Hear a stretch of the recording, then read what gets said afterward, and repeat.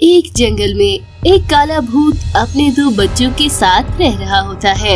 एक दिन उस भूत के बच्चे उस भूत से कहते हैं कि अरे पिताजी, मुझे बहुत भूख लगी हुई है, आप मेरे लिए कुछ भोजन लेकर आइए ना। और हाँ पिताजी, भोजन बहुत ज्यादा स्वादिष्ट होना चाहिए ताकि मैं उसे खाकर अपनी भूख मिटा सकूं। हाँ पिताजी, मुझे भी बहुत ज्यादा भूख लग रही है, आप हमारे लिए जल्दी से खाने का बंदोबस्त करिए, नहीं तो इस भूख में गुजारा करना बहुत मुश्किल है। तभी वह भूत कहता है कि ठीक है मेरे बच्चों, तुम फिक्र मत करो, मैं अभी जाकर तुम्हारे लिए बहुत ही अच्छा भोजन ढूंढ कर लाता हूँ। तभी वे भूत भोजन ढूंढने के लिए चला जाता है। जब भूत भोजन ढूंढकर वापस आ रहा होता है तो एक कौवा उस भूत को देख लेता है और उसका पीछा करने लगता है। भूत अपने बच्चों के पास वो भोजन ले जाता है और उनसे कहता है कि ये लो मेरे बच्चों, मैं तुम्हारे लिए बहुत स्वादिष्ट भोजन लेकर आया हूँ, अब तुम इसे मजे से खा लो। अच्छा, पहले मेरी एक बात सुनो, मैं कुछ काम करने के लिए बाहर जा रहा हूँ और शाम तक वापस आ जाऊंगा। फिर भूत ये कहकर वहाँ से चला जाता है। कौवा ये सब कुछ दरख्त पर बैठकर देख रहा होता है। अरे रे, ये तो बहुत ही अच्छा मौका है, इतना अच्छा भोजन देखकर मेरे मुंह में तो पानी आ रहा है, मैं अभी जाकर इनसे भोजन खींच लेता हूँ। यह कहकर वह कालू कौवा नीचे जमीन पर आता है और भूतों का भोजन उठाकर वहाँ से चला जाता है। यह सब देखकर भूत के बच्चे रोने लग जाते हैं, लेकिन कौवा उसकी परवाह नहीं करता और वह भोजन लेकर दूर चला जाता है।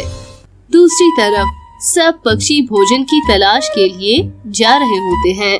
कालू कौवे भाई, क्या आज तुमने भोजन ढूंढने के लिए नहीं चलना? देखो तो हम सब जा रहे हैं, आओ तुम भी हमारे साथ चलो।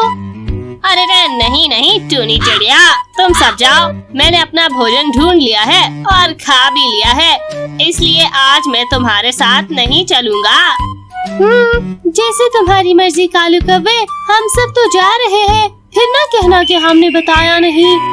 फिर इसके बाद सब पक्षी अपना अपना भोजन ढूंढने के लिए चले जाते हैं।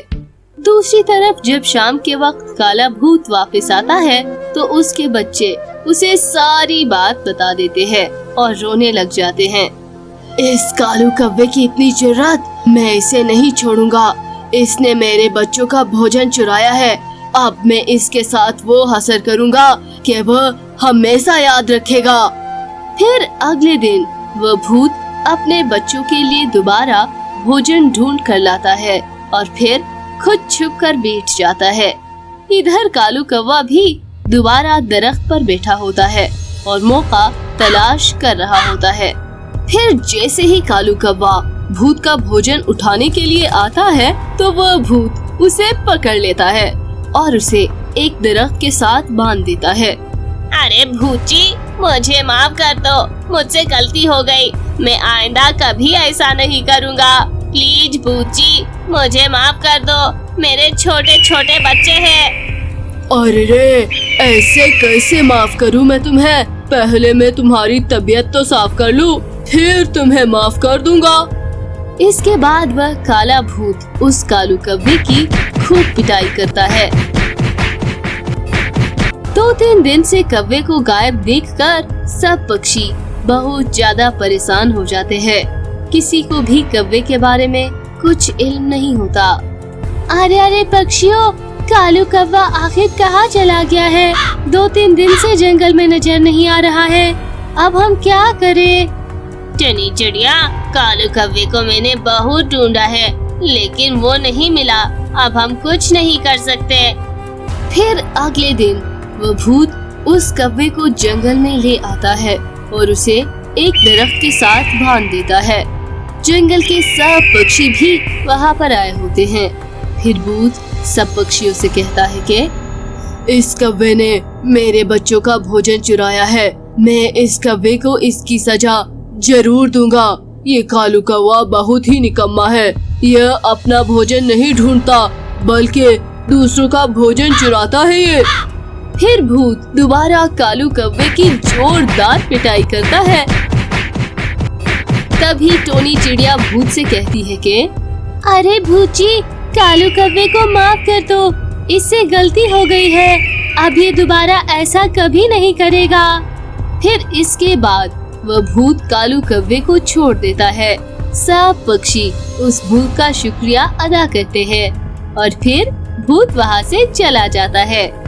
इसके बाद वो कौवा उन सब पक्षियों से माफी मांगता है और उनसे कहता है कि अरे पक्षियों, मुझे माफ कर दो, मैंने इस भूत का खाना चुरा लिया। मुझे नहीं पता था कि वह भूत इतना जालिम है, लेकिन मैं आइंदा कभी किसी का भोजन नहीं चुराऊंगा, बल्कि अपना भोजन खुद तलाश करूंगा। फिर इसके बाद कालू कौवा सब पक्षियों के साथ अपना भोजन ढूंढने लगता है और दोबारा किसी का भोजन नहीं चुराता।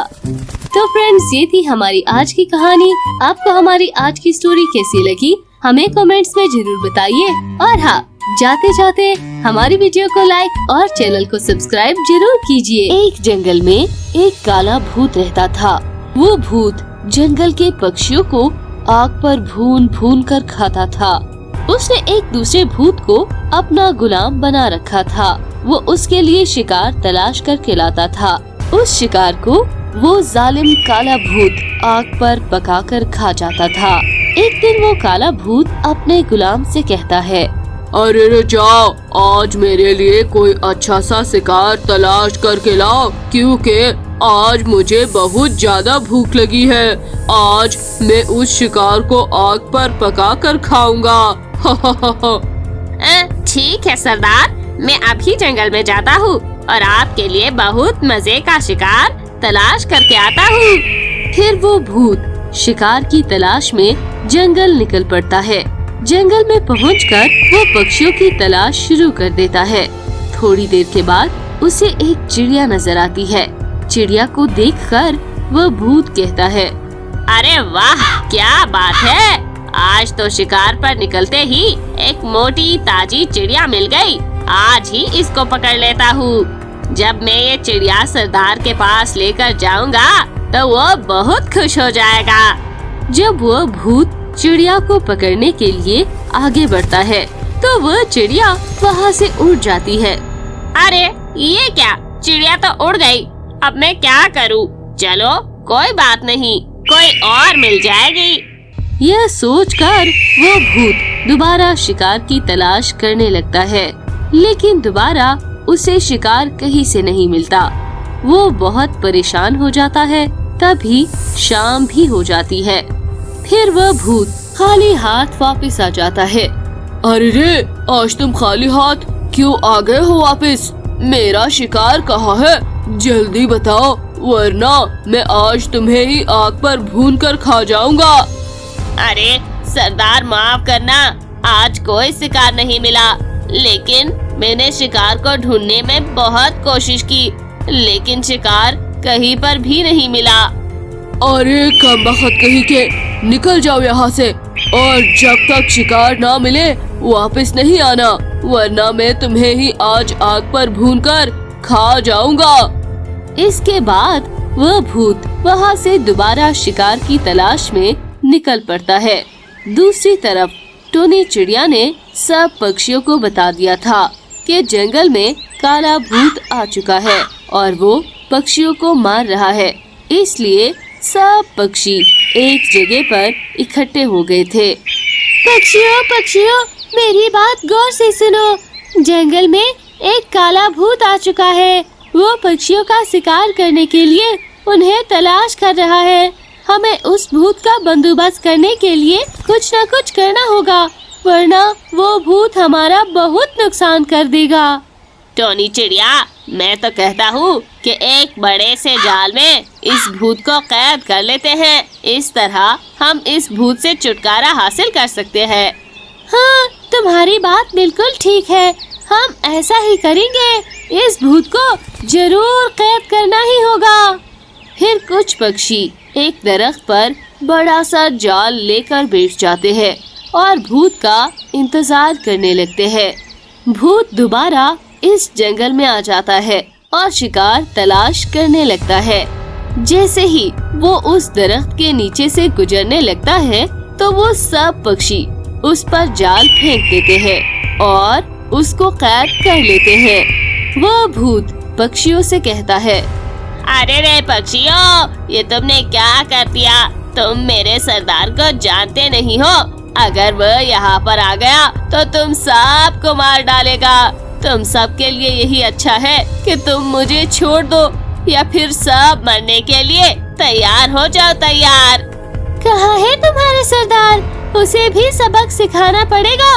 तुम भूत ऐसे नहीं मानोगे। पक्षियों पक्षियों, तुम सब दोबारा दरख्त पर जाल लेकर बैठ जाओ। वो भूत यहाँ पर जरूर आएगा। इधर सरदार भूत भूख की वजह से बहुत परेशान हो जाता है। लगता है आज मुझे खुद शिकार तलाश करना पड़ेगा, वरना मैं भूख से मर जाऊंगा।